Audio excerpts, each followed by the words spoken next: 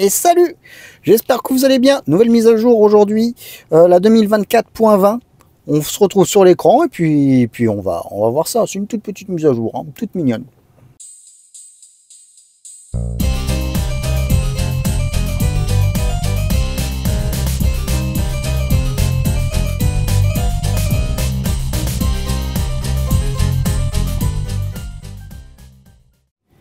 Alors, dans cette petite mise à jour, bon, moi j'ai la point 1, donc ça va faire, je vais pas vous cacher que ça va faire 2-3 jours que j'ai la mise à jour. Alors, qu'est-ce que nous avons d'autre? Qu'est-ce que nous avons de nouveau, donc de correction mineure pour la point 1. D'ailleurs, alors, suspension de l'autopilote, on a un peu de nouveautés pour une sécurité et une responsabilité maximale. Les fonctionnalités d'autopilote seront suspendues si une utilisation impropre est détectée. Par utilisation impropre, il s'entend que vous ou tout autre conducteur de véhicule avez subi 5 interruptions de l'autopilote. Une interruption de l'autopilote se produit lorsque le système de l'autopilote se déclenche ou déclenche un désengagement forcé sur le reste d'un parcours au cours duquel, bon bref, ça nous explique comment ça fonctionne. Bref, il y a une interruption de l'autopilote sera oubliée après chaque période de 7 jours sans avoir subi aucune interruption. Ce compteur sera réinitialisé à chaque fois que vous subissez une interruption. Les fonctionnalités, ouais, bref, voilà, par le biais de cette minière, bon bref. Non, il y a une nouveauté, c'est que le compteur, si vous avez par exemple une interruption d'autopilote impropre, pendant 7 jours, si vous arrive rien, vous allez retrouver votre 5 fois, oui c'est 5 fois, ou 5 fois, vous allez repartir à la case départ, donc 5 fois, vous pouvez être puni 5 fois.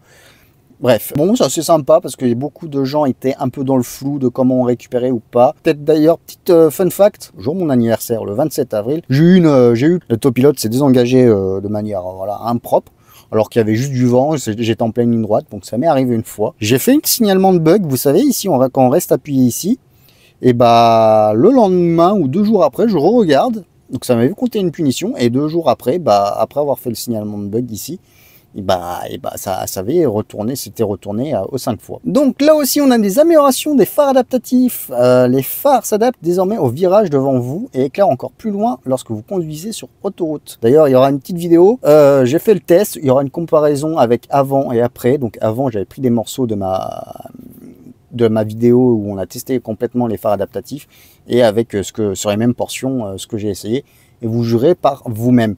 En feu de route, a priori en feu de croisement, même pas, c'est pas a priori, en feu de croisement ça fonctionne aussi. Au-dessus de 30 km/h, vous allez voir, si vous vous amusez à zigzaguer, vous vous amusez, hein, en restant safe qu'il n'y a personne devant vous, à 30 km/h, vous allez voir que le feu de croisement, le faisceau bouge un peu. Donc ensuite, Beach Buggy Racing, bon, effectuer le tour plus rapide au superchargeur, conduisez jusqu'à un superchargeur, donc un nouveau mode de jeu. Jamais essayé, jamais joué à ça. Ensuite, amélioration pour temps chaud. Cette version contient diverses améliorations qui optimisent les performances de votre véhicule par temps chaud. La climatisation refroidit l'habitacle plus rapidement et votre véhicule règle plus rapidement la température de la batterie haute tension pour des performances améliorées au superchargeur. Ensuite, amélioration de la sécurité. Voilà. Allez, je vous montre un petit extrait des phares adaptatifs. Ça dure 1 minute et je retourne vers vous pour la conclusion.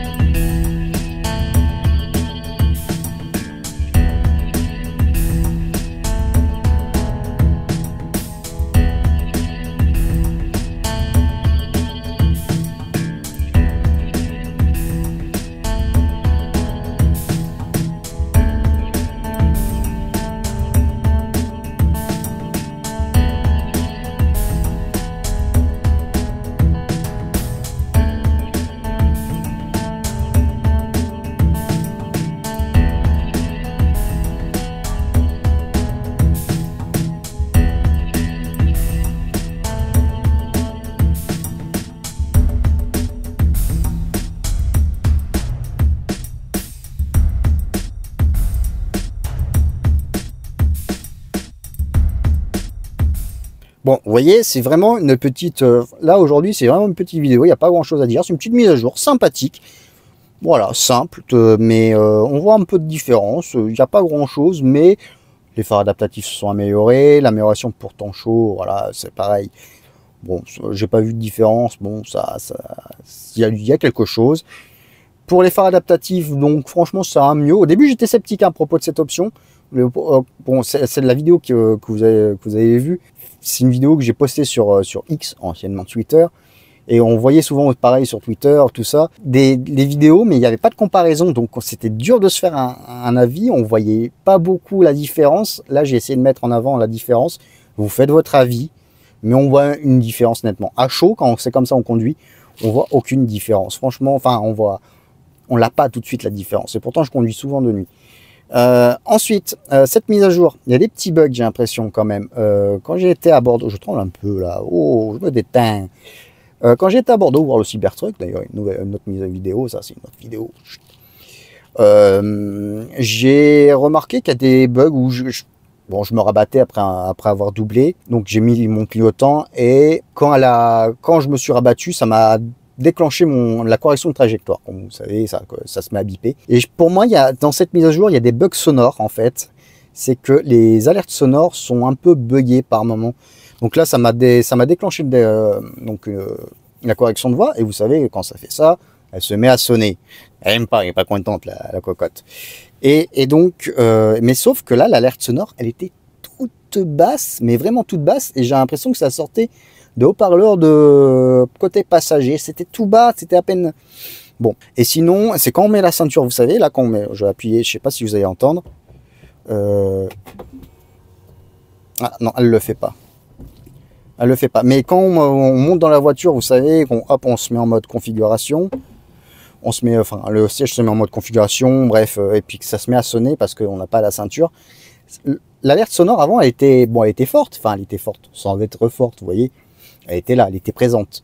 Et maintenant, en fait, elle est toute basse, l'alerte de la ceinture. Je sais pas si c'est un bug. Enfin, ça, je sais pas si c'est un bug ou c'est voulu de réduire l'effet sonore de quand on n'a pas la ceinture. C'était très bien avant. Là, je sais pas pourquoi ça a été réduit. Si ça a été réduit volontairement, je comprends pas. Si c'est un bug, bah bon, voilà.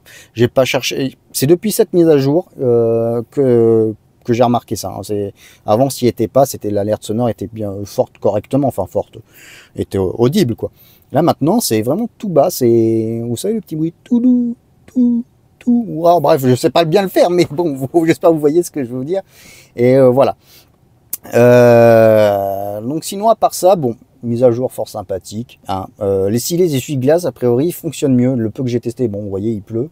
Bon, j'ai du Remix sur le pare-brise, donc j'utilise surtout en ville. Ça a l'air de mieux fonctionner. A priori, il y a d'autres avis où il y a du mieux. Il y a d'autres avis de personnes où il y a du mieux dans les essuie-glace. Donc à voir. Hein. J'espère qu'il y a du mieux aussi de votre côté.